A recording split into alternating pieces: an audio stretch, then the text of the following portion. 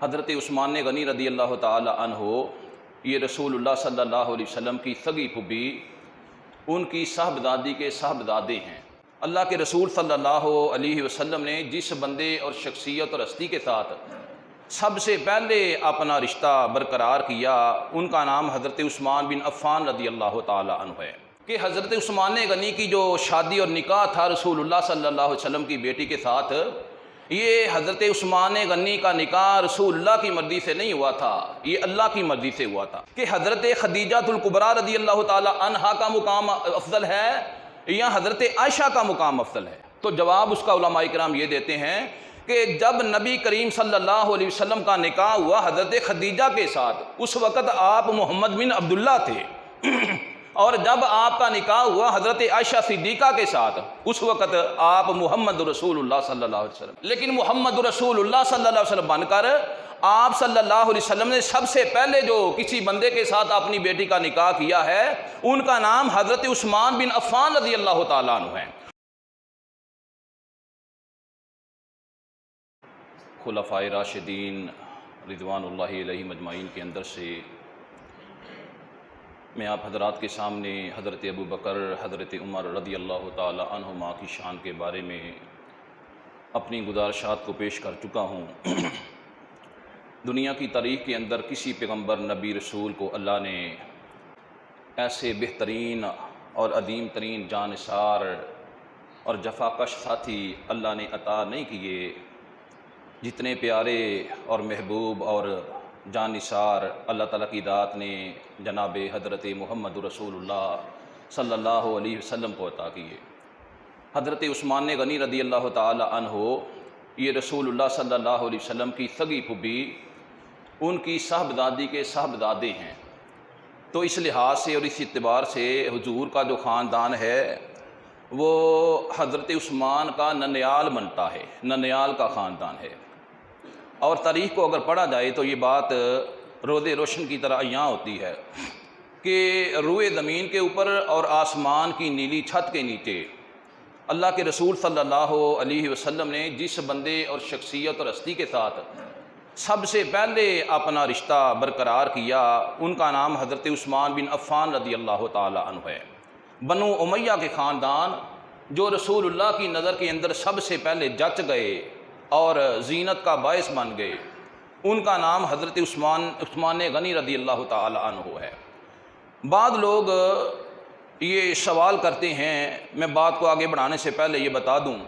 کہ حضرت عثمان غنی کی جو شادی اور نکاح تھا رسول اللہ صلی اللہ علیہ وسلم کی بیٹی کے ساتھ، یہ حضرت عثمان غنی کا نکاح رسول اللہ کی مرضی سے نہیں ہوا تھا، یہ اللہ کی مرضی سے ہوا تھا۔ اللہ کا قرآن کہتا ہے وَمَا يَنطِقُ عَنِ الْهَوَىٰ ان ہوا الا وحی یوحیٰ، اے پیغمبر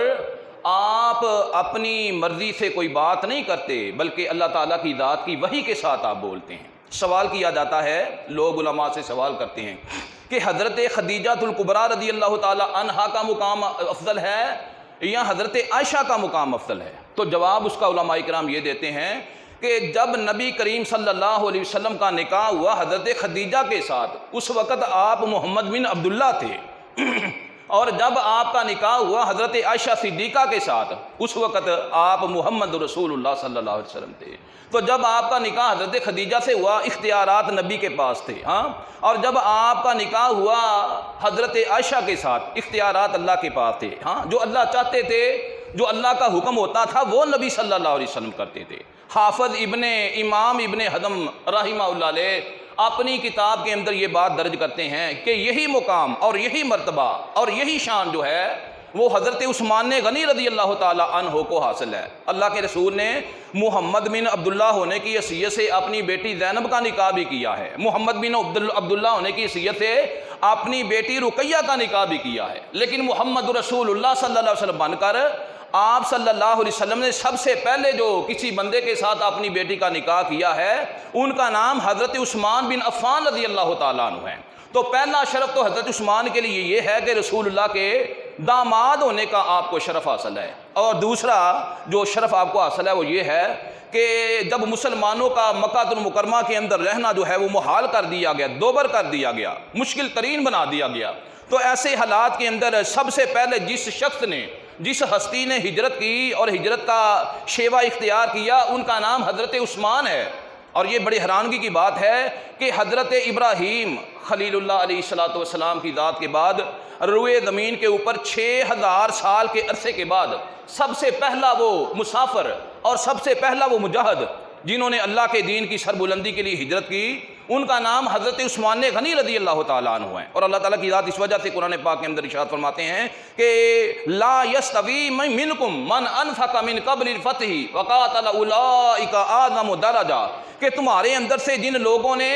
فتح سے پہلے، غزوہ بدر سے پہلے اور اسلام کے شروع کے اندر اللہ کے رستے کے اندر مال خرچ کیا، اور غزوہ بدر کے اندر جنہوں نے حصہ ڈالا، کائنات کا کوئی بندہ ان کا مقابلہ نہیں کر سکتا، بلکہ اللہ تعالیٰ کی ذات نے رسول اللہ کو کہا کہ آپ کے اصحاب کے اندر سے بھی دوسرے صحابہ کرام جو ہیں ان کا مقابلہ نہیں کر سکتے، وہ لوگ جنہوں نے سب سے پہلے ہجرت کی اور جنہوں نے غزوہ بدر کے اندر حصہ لیا۔ تو میرے بھائیوں اور میرے دوستوں، اس لحاظ سے حضرت عثمان غنی رضی اللہ تعالیٰ عنہ کو اللہ نے بڑا مقام عطا کیا ہے۔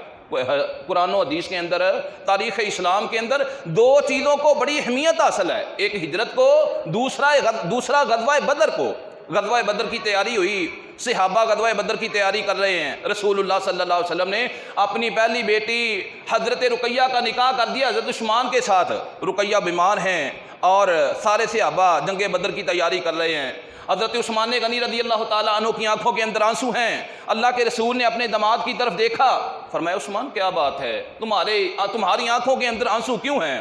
حضرت عثمان غنی رضی اللہ تعالیٰ عنہ فرمانے لگے، اللہ کے رسول سارے صحابہ غزوہ بدر کی تیاری کر رہے ہیں، میرا بھی دل کرتا ہے اللہ کے رستے کے اندر جا کے اپنا خون بہاؤں، لیکن میری بیوی اور آپ کی بیٹی بیمار ہے، میں کیا کروں؟ آسمان سے اللہ تعالیٰ کی ذات نے حضرت جبرائیل امین کو بھیج دیا، فرمایا جا کر عثمان کو یہ پیغام دے دو کہ محمد کی بیٹی بیمار ہے، آپ کی گھر والی بیمار ہے، آپ غزوہ بدر میں نہیں جائیں گے، آپ ادھر ہی رہیں گے، لیکن آپ کے ادھر رہنے کے باوجود اللہ رب العالمین کی ذات جو ہے آپ کو غزوہ بدر کے غازیوں کے اندر اللہ شامل فرما دیں گے۔ ہاں، اور یہی وجہ ہے رسالت امام صلی اللہ علیہ وسلم نے جب مال غنیمت تقسیم کیا، سارے صحابہ کو مال دے دیا، ایک چھوٹا سا ڈھیر علیحدہ کر دیا۔ صحابہ نے پوچھا یا رسول اللہ صلی اللہ علیہ وسلم یہ مال کس کا ہے، یہ کس کا حصہ ہے؟ اللہ کے رسول صلی اللہ علیہ وسلم فرمایا یہ اس کا حصہ ہے جس کو عرش والے نے غازی بنا کر غزوہ بدر میں شامل کیا ہے، جس کو حضرت عثمان غنی رضی اللہ تعالیٰ عنہ فرماتے ہیں۔ غزوہ بدر سے صحابہ واپس آئے، بڑے خوش ہیں، اللہ نے فتح عطا کی ہے۔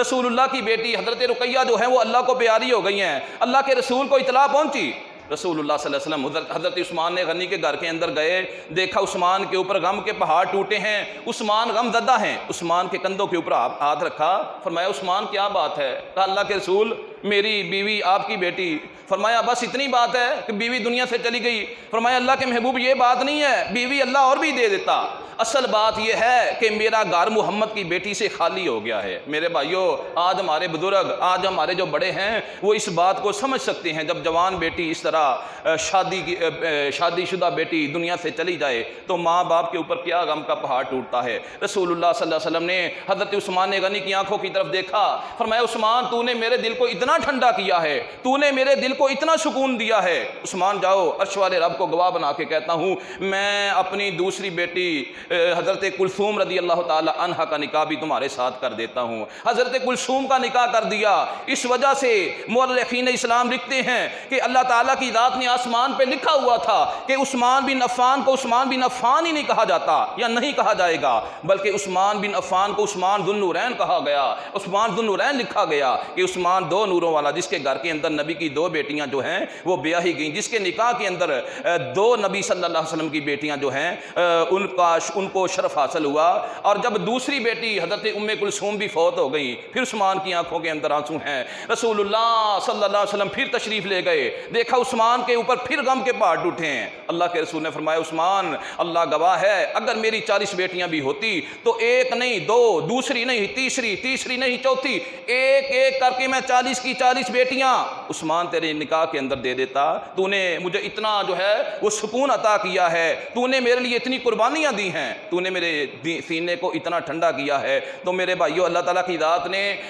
کم و بیش 1,40,000 یا 44,000 انبیاء علیہ السلام، گویا کہ یہ کسی جگہ پہ لکھا نہیں ہے، عام فہم سینہ بسینہ بات ہے۔ اللہ تعالیٰ کی ذات نے ہزاروں کی تعداد کے اندر انبیاء علیہ السلام کو دنیا کے اندر بھیجا اور مبعوث فرمایا۔ کسی نبی کو اللہ تعالیٰ کی ذات نے یہ شرف عطا نہیں کیا، کسی نبی کے صحابی کو یہ شرف عطا نہیں کیا کہ کسی نبی کے صحابی کے نکاح کے اندر ایک نبی کی 2 بیٹیاں آئی ہوں۔ یہ شرف اللہ تعالیٰ کی ذات نے پوری کائنات کی تاریخ کے اندر اگر کسی کو عطا کیا ہے تو وہ حضرت عثمان غنی رضی اللہ تعالیٰ عنہ ہیں۔